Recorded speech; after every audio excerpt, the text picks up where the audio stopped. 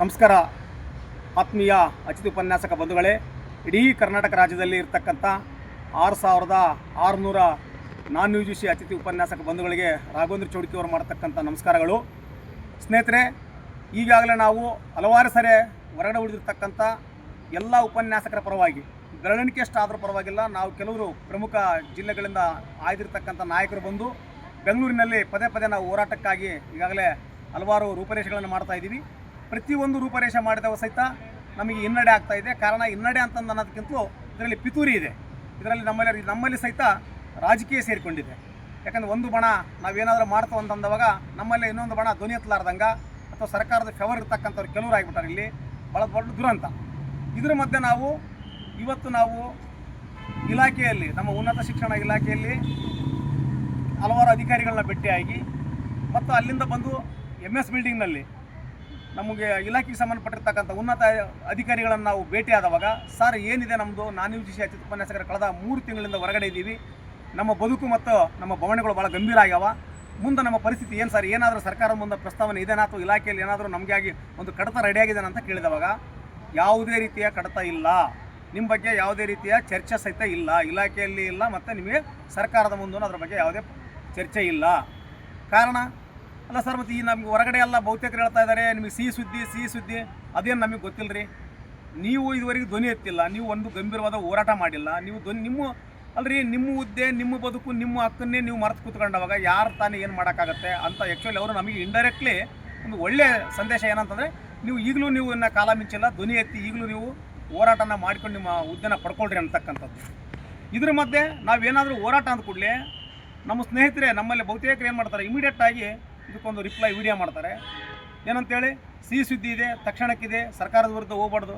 ಸ್ವಾಮಿ, ನಾವು ಸರ್ಕಾರದ ವಿರುದ್ಧ ಹೋಗ್ತಾ ಇಲ್ಲ, ನಾವು ಎಲ್ಲರೂ ಸಹಿತ ನಮ್ಮ ಉದ್ಯೋಗ, ನಮ್ಮ ಹಕ್ಕು, ನಮ್ಮ ಬದ್ಧತೆ, ನೀವೇನು ಹೋರಾಟ ಮಾಡಿದಿರಲ್ಲ, ಎಲ್ಲ ಕಲ್ತೇನು ಮಾಡಿದೀವಲ್ಲ ಹಿಂದಕ್ಕೆ, ಅದೇ ಹೋರಾಟ. ನಾವೇನಿಲ್ಲ ದಯದ್ವೇಷಗಳು ಬದಲಾಯಿಸ್ಕೊಂಡಿಲ್ಲ, ನಮ್ಮ ಉದ್ದೇಶ ದೃಷ್ಟಿಕೋನ ಬೇರೆ ಇಲ್ಲ.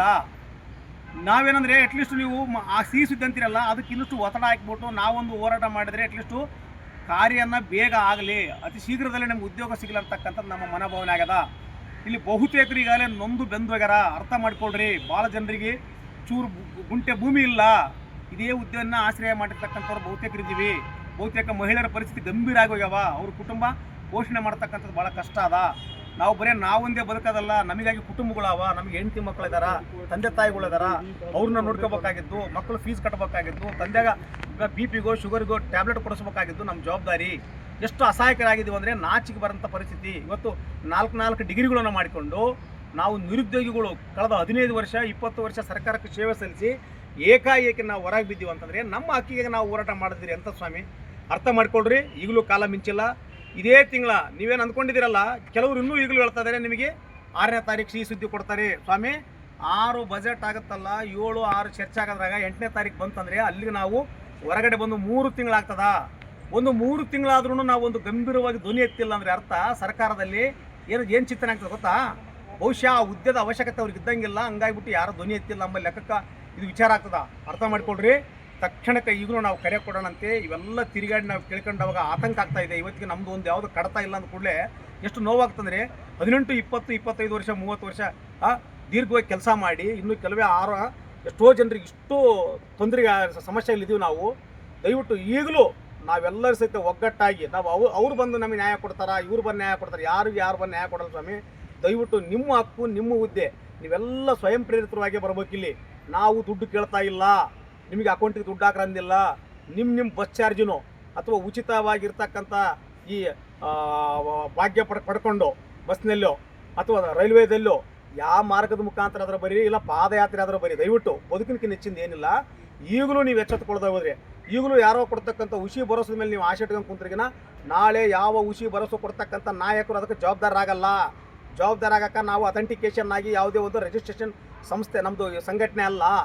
ಅವರು ಅಧಿಕೃತವಾಗಿ ನೀವು ಅವ್ರನ್ನ ಮತದಾನ ಮಾಡಿ ಆಯ್ಕೆ ಮಾಡಿಲ್ಲ, ನೀವು ಪಟ್ಟಿಡಿದು ಕೇಳಕ್ಕ.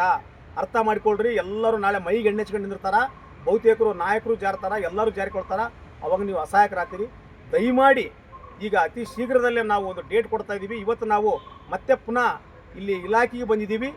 ಇಲಾಖೆಯಲ್ಲಿ ಇಷ್ಟೆಲ್ಲ ಪರಿಶೀಲನೆ ಮಾಡೋದಲ್ದ ನಾವು ಮತ್ತೆ ಹೈಕೋರ್ಟ್ನ ಹಿರಿಯ ನಾಯಕರಾಗಿರ್ತಕ್ಕಂಥ ನಮ್ಮ ಬಾಲನ್ ಸರ್ ಅವ್ರನ್ನ ಮತ್ತೆ ಪುನಃ ಭೇಟಿ ಆಗ್ತಾ ಇದ್ದೀವಿ.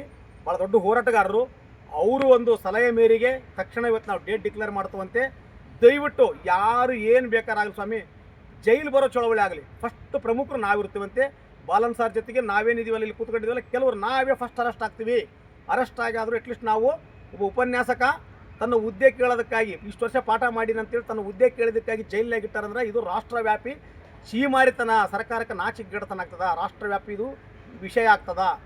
ದಯಮಾಡಿ ತಾವೆಲ್ಲರೂ ಸಹಿತ ಇಲ್ಲಿ ನಾನು ಬರೀ ನಾನ್ ಯು ಜಿ ಸಿ ಅಂತ ಕರಿತಿಲ್ಲ, ನಾನು ನಿಜವಾಗ್ಲೂ ನಾನು ರಿಕ್ವೆಸ್ಟ್ ಮಾಡ್ತಾ ಇದ್ದೀನಿ. ಈಗಲೂ ಯು ಜಿ ಸಿಯಲ್ಲಿರ್ತಕ್ಕಂಥ ಬಹುತೇಕ ಅಣ್ಣ ತಮ್ಮಂದಿರು ಸಹಿತ ನಮಗೆ ಸಹಕಾರವಾಗಿದ್ದಾರೆ. ಎಲ್ಲರೂ U G C non U G C ಅನ್ನೋದೇ ಎಲ್ಲರೂ ಸಹಕಾರ ಮಾಡಿ ದಯವಿಟ್ಟು ನಮಗೆಲ್ಲರಿಗೆ ಉದ್ಯೋಗ ಭಾಗ್ಯ ಸಿಗುತ್ತದೆ ನಮ್ಮ ಆಶೆ ಆಗ್ಯದ. ದಯವಿಟ್ಟು ಈಗಲೂ ನೀವು ನಿರ್ಲಕ್ಷಿಸಬೇಡ್ರಿ, ನಿರ್ಲಕ್ಷ್ಯ ಮಾಡಬೇಡ್ರಿ ದಯವಿಟ್ಟು. ಯಾಕಂದ್ರೆ 3 ತಿಂಗಳಿಗಿನ್ನ ಕೆಲವೇ ದಿನಗಳವ. ಅಟ್ಲೀಸ್ಟ್ ನಾವು ಈ ಗಂಭೀರವಾಗಿ ಹೋರಾಟ ಮಾಡಿದರೆ ಬಜೆಟ್ನಲ್ಲಿ ಫಿಕ್ಸ್ ನಮಗೆ ಅಟ್ಲೀಸ್ಟ್ ನಮಗಾಗಿ ಹಣವನ್ನು ಮೀಸಲಿಡುತ್ತೆ ಸರ್ಕಾರ. ನಮಗೆ ಗಂಭೀರವಾಗಿ ಏನಂತ ಹೋಗ್ತದೆ ಇಲ್ಲ. ಆ ಹುಸಿ ಭರವಸೆನ ಕೊಡ್ತಕ್ಕಂಥ ನಾಯಕರಿಗೆ ನಾನು ಒಂದು ಹೇಳ್ತಾ ಇದ್ದೀನಿ, ದಯವಿಟ್ಟು ನೀವು ಯಾವ ಒಂದು ಮಾದರಿಯಲ್ಲಿ ಆಗ್ತಾ ಇದೆ ಅಂತಕ್ಕಂಥದ್ದು ಒಂದು ಪ್ರೆಸ್ ಮೀಟ್ ಮಾಡಿರಿ. ನೀವು ಗಂಭೀರವಾಗಿ ಪ್ರೆಸ್ ಮೀಟ್ ಮಾಡಿ ಒಂದು ಡೆಡ್ಲೈನ್ ಕೊಡ್ರಿ. ಒಂದು ಡೆಡ್ಲೈನ್ ಕೊಟ್ಟು ಈ ಡೇಟಿಗೆ ಆಗದೇ ಇದ್ದರೆ ಅಂತಂದೇಳಿ ಒಂದು ಡೆಡ್ಲೈನ್ ಕೊಡ್ರಿ. ಈಗಾಗಲೇ ಎಲ್ಲ ಡೇಟ್ ಮುಗಿದಾಗ ನೀವು ಹುಸಿ ಭರವಸೆ ಮೇಲೆ ನಾನು ಮಾರ್ಚ್ 6 ಮಾರ್ಚ್ 8 ಕೊಡ್ತಾನೆ ನಾನು ಒಪ್ಪಲ್ಲ. ಕೊಡ್ತಿದೆ ಇದೇ ತಿಂಗಳ 25 26ನೇ ತಾರೀಕು ಡೇಟ್ ಕೊಡ್ರಿ, ಅವಾಗ ನಾವು ಒಪ್ತೀವಂತ. ಗಂಭೀರವಾಗಿ ಕೂತ್ಕೊಳ್ರಿ, ಬೇರೆ ಬೇರೆ ವಿಡಿಯೋ ಮಾಡೋದಲ್ಲ, ಒಂದು ಪ್ರೆಸ್ ಮೀಟ್ ಮಾಡಿರಿ. ಇಲ್ಲ ಸಂಬಂಧಪಟ್ಟಂಥ ಸಚಿವರು ಕೂಡ ಹೇಳ್ತೀರಿ. ಎಷ್ಟು ದ್ವಂದ್ವದ ನಿಲುವುಗಳಿದೆ ಅಂತಂದರೆ, ಈ ಕಡೆ ಸಚಿವರು ಒಂದು ಕ್ಲಾರಿಟಿ ಇಲ್ಲ, ಸಂಬಂಧಪಟ್ಟಂಥ ನಾಯಕರು ಕ್ಲಾರಿಟಿ ಇಲ್ಲ. ಯಾರು ನಿಮಗೆ ಕ್ಲಾರಿಟಿ ಕೊಡ್ತಾ ಇದ್ದಾರೆ? ಹೆಂಗೆ ನೀವು ಇನ್ನು ಅವ್ರ ಮೇಲೆ ಭರವಸೆ ಅಂತ ಇದ್ದೀರಿ? ದಯವಿಟ್ಟು ಯಾವ್ಯಾವ ಹುಸಿ ಭರವಸೆಗೆ ನೀವು ಇದಾಗಬೇಡ್ರಿ. ದಯವಿಟ್ಟು ಅಂಥ ಒಂದು ಆಶ್ವಾಸನೆಗೆ ನೀವು ಆಶಾವಾದಿಗಳಾಗಿ ಕೂಡಬೇಡ್ರಿ. ದಯವಿಟ್ಟು ಈಗಲೂ ನೀವು ನಿಮಗೆ ರಕ್ತ ಕುದಿಬೇಕು ಆ್ಯಕ್ಚುಲಿ. ಯಾಕಂದ್ರೆ ನಮ್ಮ ಹುದ್ದೆ, ನಮ್ಮ ಇಷ್ಟು ವರ್ಷ ನಾವು ಕೆಲಸ ಮಾಡಿರ್ತಕ್ಕಂಥದ್ದು ಪುಕ್ಕಟ್ಟೆ ಕೇಳ್ತಾ ಇಲ್ಲ, ನನ್ನ ಹಕ್ಕು. ದಯಮಾಡಿ ಎಲ್ಲರೂ ಸಹ ನನ್ನ ಎಲ್ಲ ಸಹೋದರರು, ಎಲ್ಲ ಉಪನ್ಯಾಸಕ ಬಂಧುಗಳು, ನನ್ನ ಸಹೋದರಿಯರು ಈ ಹೋರಾಟಕ್ಕೆ ಸ್ಪಂದಿಸ್ತಾರೆ ಅಂತ ಹೇಳ್ಬಿಟ್ಟು ಇಟ್ಕೊಳ್ತಾ ರಾಘವೇಂದ್ರ ಚೌಡಕಿ ಮಾಡುವ ನಮಸ್ಕಾರಗಳು. ತಾವೆಲ್ಲರೂ ಹೋರಾಟಕ್ಕೆ ಬಂದು ಯಶಸ್ವಿಯನ್ನು ಗೊಳಿಸಿದ್ದೀವಿ. ನಮಸ್ಕಾರ.